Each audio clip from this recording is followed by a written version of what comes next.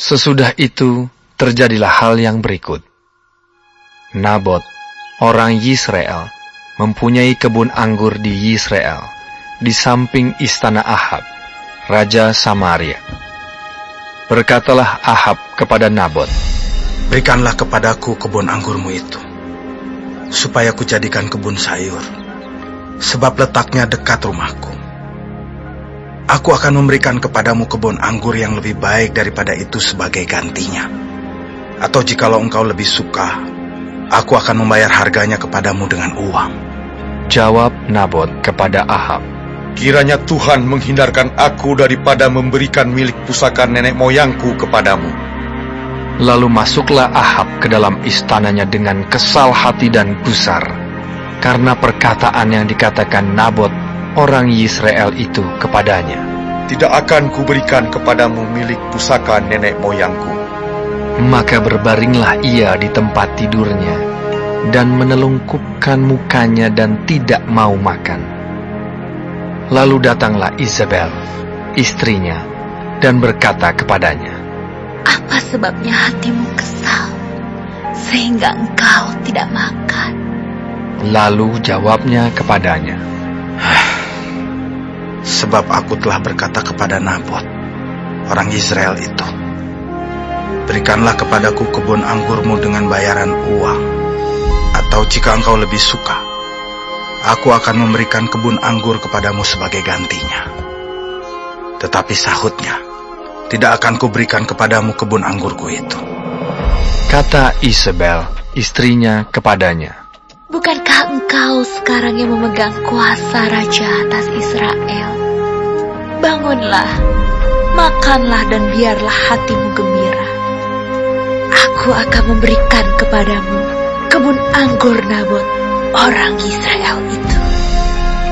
Kemudian ia menulis surat atas nama Ahab, memeteraikannya dengan meterai raja, lalu mengirim surat itu kepada tua-tua dan pemuka-pemuka yang diam sekota dengan Nabot.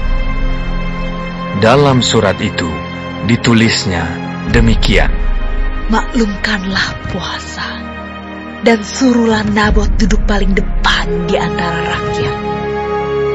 Suruh jugalah 2 orang dursila duduk menghadapinya, dan mereka harus naik saksi terhadap dia dengan mengatakan, Engkau telah mengutuk Allah dan Raja. Sesudah itu bawalah dia keluar, dan lemparilah dia dengan batu sampai mati. Orang-orang sekotanya, yakni tua-tua dan pemuka-pemuka yang diam di kotanya itu, melakukan seperti yang diperintahkan Isabel kepada mereka, seperti yang tertulis dalam surat yang dikirimkannya kepada mereka. Mereka memaklumkan puasa dan menyuruh Nabot duduk paling depan di antara rakyat. Kemudian datanglah 2 orang, yakni orang-orang dursila itu, lalu duduk menghadapi Nabot. Orang-orang dursila itu naik saksi terhadap Nabot di depan rakyat. Katanya, "Nabot telah mengutuk Allah dan Raja."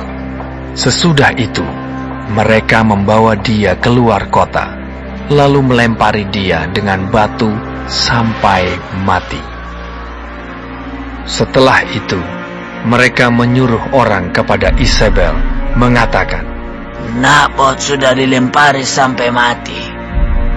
Segera sesudah Isabel mendengar bahwa Nabot sudah dilempari sampai mati, berkatalah Isabel kepada Ahab, Bangunlah, ambillah kebun anggur Nabot orang Israel itu menjadi milikmu. Karena Nabot yang menolak memberikannya kepadamu dengan bayaran uang sudah tidak hidup lagi. Ia sudah mati. Segera sesudah Ahab mendengar bahwa Nabot sudah mati, ia bangun dan pergi ke kebun anggur Nabot, orang Yisrael itu, untuk mengambil kebun itu menjadi miliknya. Tetapi datanglah firman Tuhan kepada Elia, orang Tisbe itu, bunyinya, Bangunlah, pergilah menemui Ahab, Raja Israel yang di Samaria. Ia telah pergi ke kebun anggur Nabot untuk mengambil kebun itu menjadi miliknya. Katakanlah kepadanya demikian. Beginilah firman Tuhan. Engkau telah membunuh serta merampas juga. Katakan pula kepadanya. Beginilah firman Tuhan. Di tempat anjing telah menjilat darah Nabot, di situ jugalah anjing akan menjilat darahmu. Kata Ahab kepada Elia. Sekarang kau mendapat aku, hai musuhku. Jawabnya. Memang, sekarang aku mendapat engkau, karena engkau sudah memperbudak diri dengan melakukan apa yang jahat di mata Tuhan. Sesungguhnya, aku akan mendatangkan malapetaka kepadamu. Aku akan menyapu engkau dan melenyapkan setiap orang laki-laki dari keluarga Ahab, baik yang tinggi maupun yang rendah kedudukannya di Israel. Dan aku akan memperlakukan keluargamu sama seperti keluarga Yerobeam bin Nebat dan seperti keluarga Baisa bin Ahia, oleh karena engkau menimbulkan sakit hatiku dan oleh karena engkau mengakibatkan orang Israel berbuat dosa. Juga mengenai Izebel, Tuhan telah berfirman, anjing akan memakan Izebel di tembok luar Israel. Siapa dari keluarga Ahab yang mati di kota akan dimakan anjing, dan yang mati di padang akan dimakan burung di udara. Sesungguhnya tidak pernah ada orang seperti Ahab yang memperbudak diri dengan melakukan apa yang jahat di mata Tuhan, karena ia telah dibujuk oleh Izebel, istrinya. Bahkan ia telah berlaku sangat keji dengan mengikuti berhala-berhala, tepat seperti yang dilakukan oleh orang Amori yang telah dihalau Tuhan dari depan orang Israel. Segera sesudah Ahab mendengar perkataan itu, ia mengoyakkan pakaiannya, mengenakan kain kabung pada tubuhnya dan berpuasa. Bahkan ia tidur dengan memakai kain kabung dan berjalan dengan langkah lambat. Lalu datanglah firman Tuhan kepada Elia, orang Tisbe itu. Sudahkah kau lihat bahwa Ahab merendahkan diri di hadapanku? Oleh karena ia telah merendahkan diri di hadapanku, maka aku tidak akan mendatangkan malapetaka dalam zamannya. Barulah dalam zaman anaknya, aku akan mendatangkan malapetaka atas keluarganya.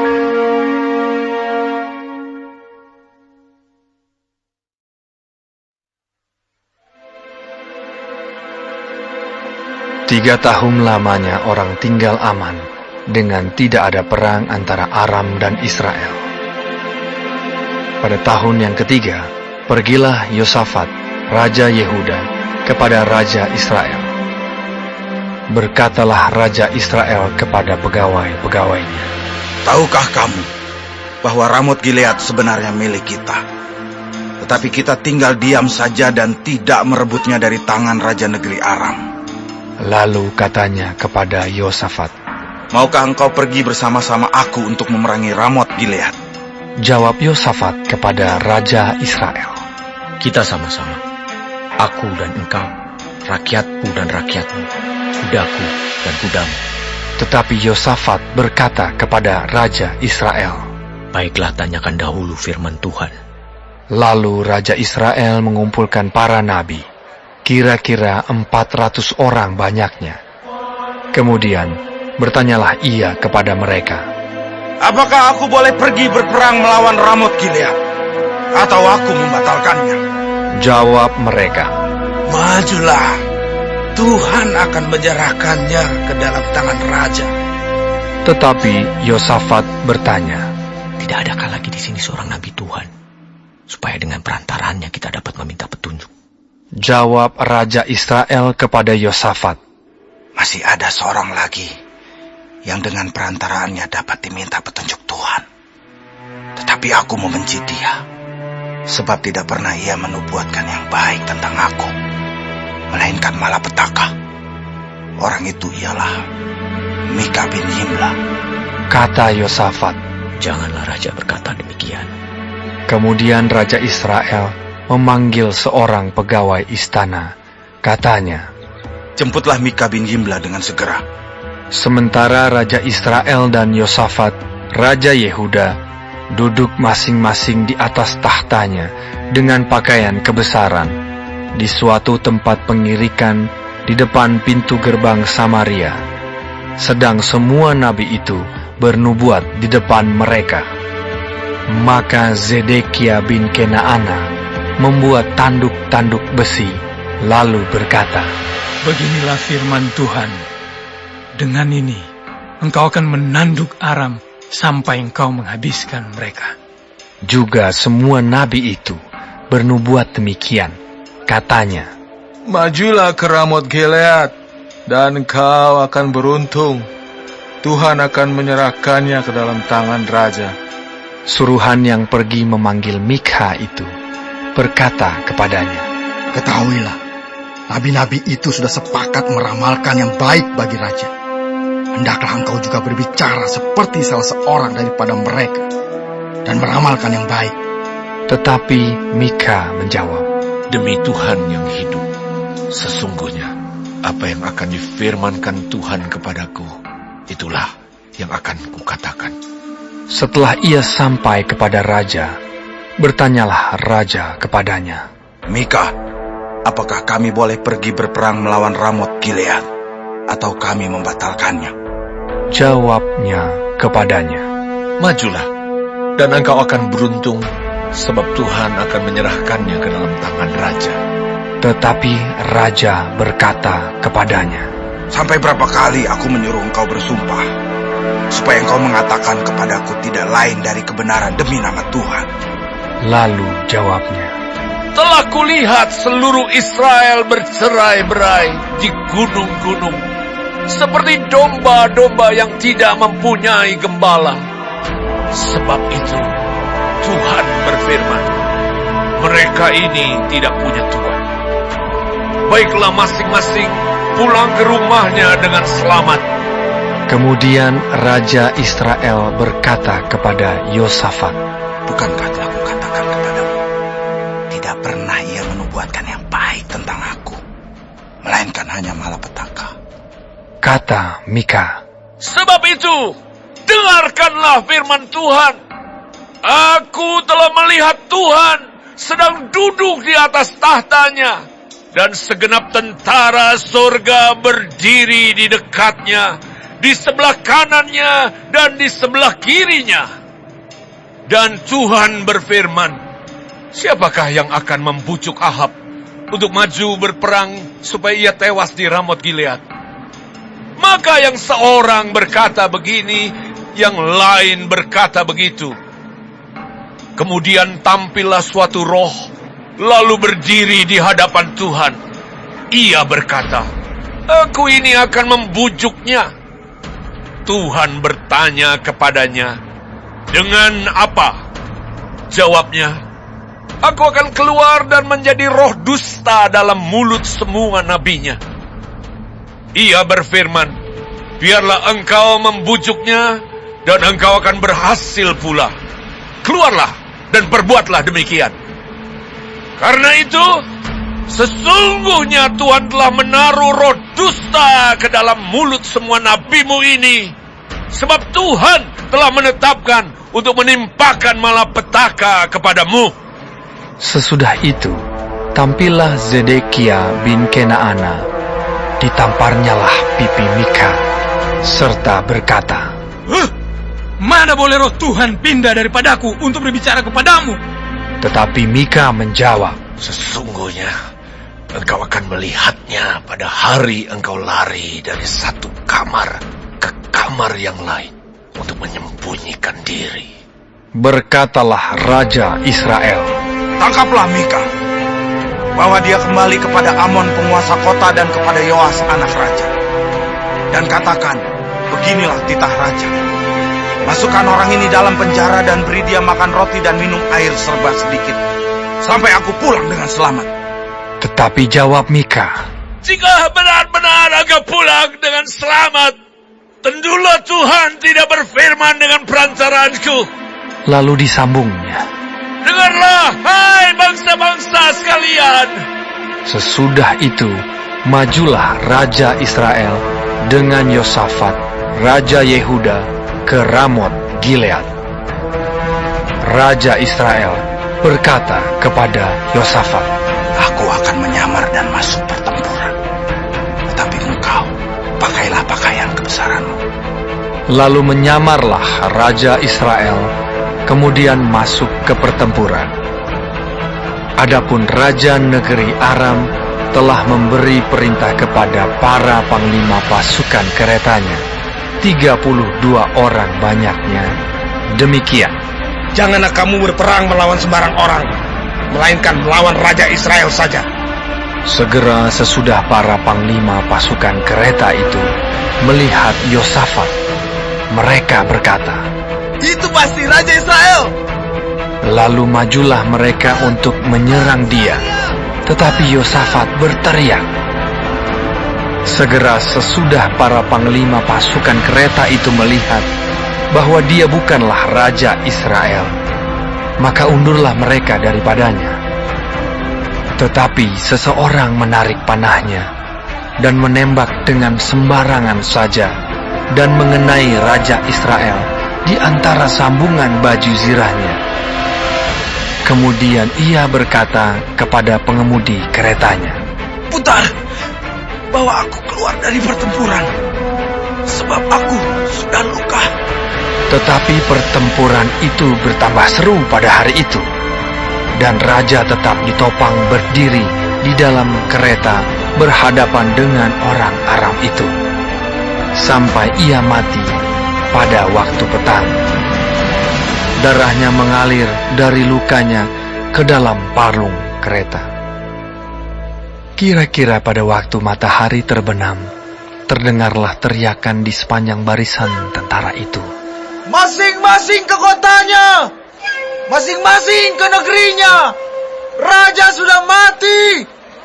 Maka pulanglah mereka ke Samaria, lalu mereka menguburkan raja di Samaria. Ketika kereta itu dicuci di tepi telaga Samaria, maka darah raja dijilat anjing, sedang perempuan-perempuan sundal mandi di tempat itu, sesuai dengan firman Tuhan yang telah diucapkannya. Selebihnya dari riwayat Ahab dan segala yang dilakukannya, serta istana gading dan segala kota yang didirikannya, bukankah semuanya itu tertulis dalam kitab sejarah raja-raja Israel? Demikianlah Ahab mendapat perhentian bersama-sama dengan nenek moyangnya. Maka Ahazia anaknya menjadi raja menggantikan dia. Yosafat anak Asa menjadi raja atas Yehuda dalam tahun keempat zaman Ahab raja Israel. Yosafat berumur 35 tahun pada waktu ia menjadi raja, dan 25 tahun lamanya ia memerintah di Yerusalem. Nama ibunya ialah Azubah, anak Silhi. Ia hidup mengikuti jejak Asa ayahnya. Ia tidak menyimpang daripadanya dan melakukan apa yang benar di mata Tuhan. Hanya bukit-bukit pengorbanan tidak dijauhkan. Orang masih mempersembahkan dan membakar korban di bukit-bukit itu. Dan Yosafat hidup dalam damai dengan Raja Israel. Selebihnya dari riwayat Yosafat dan kepahlawanan yang dilakukannya dan bagaimana ia berperang, bukankah semuanya itu tertulis dalam kitab sejarah raja-raja Yehuda? dan sisa pelacuran bakti yang masih tinggal dalam zaman Asa, ayahnya, dihapuskannya dari negeri itu. Tidak ada raja di Edom. Karena itu, yang menjadi raja ialah seorang kepala daerah. Yosafat membuat kapal-kapal Tarsis untuk pergi ke Ofir mengambil emas. Tetapi kapal-kapal itu tidak jadi pergi ke sana, sebab kapal-kapal itu pecah di Ezion Geber. Pada waktu itu, Ahazia, anak Ahab, berkata kepada Yosafat, "Baiklah anak buahku pergi bersama-sama anak buahmu dengan kapal-kapal itu." Tetapi Yosafat tidak mau. Kemudian Yosafat mendapat perhentian bersama-sama dengan nenek moyangnya, dan ia dikuburkan di samping nenek moyangnya di kota Daud, bapa leluhurnya. Maka Yoram anaknya menjadi raja menggantikan dia. Ahazia anak Ahab menjadi raja atas Israel di Samaria dalam tahun ke-17 zaman Yosafat, raja Yehuda, dan ia memerintah atas Israel 2 tahun lamanya. Ia melakukan apa yang jahat di mata Tuhan, dan hidup menurut kelakuan ayahnya dan ibunya, dan Yerobeam bin Nebat, yang telah mengakibatkan orang Israel berdosa. Ia beribadah kepada Baal dan sujud menyembah kepadanya, dan dengan demikian ia menimbulkan sakit hati Tuhan, Allah Israel, tepat seperti yang dilakukan ayahnya.